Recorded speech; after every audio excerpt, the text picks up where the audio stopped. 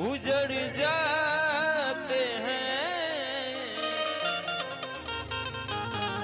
चल तेरे इश्क में पड़ जाते हैं।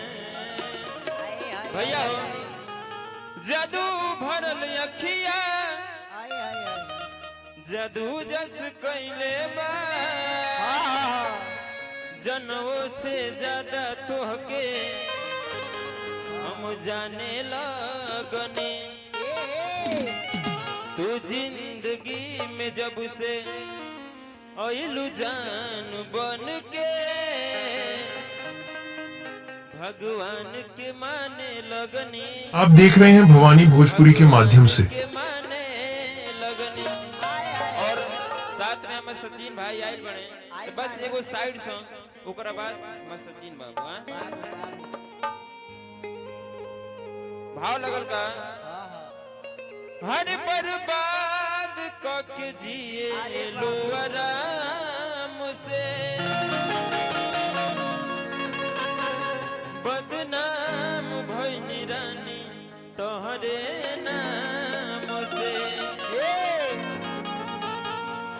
हर दुनिया में जियल मुश्किल भइल, अब जख्मई दिल के फील भइल।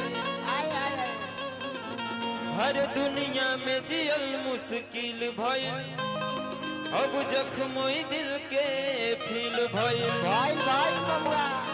हर बर्बाद के जिए लो आराम से। भैया हो अब बदनाम भइनी रानी तुहरे नाम से। देवा भैया हर बर्बाद के जिए लो आराम से, अब बदनाम भइनी रानी तुहरे नाम से।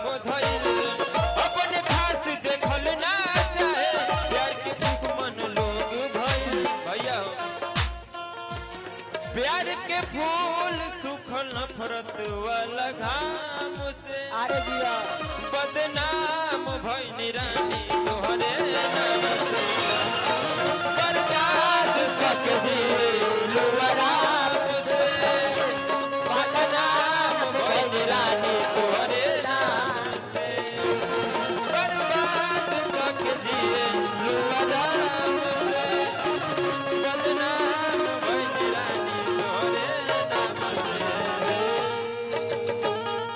और हम चाहम कि सचिन भाई खातिर एगो ताली बजा दिलो। क्या बात है।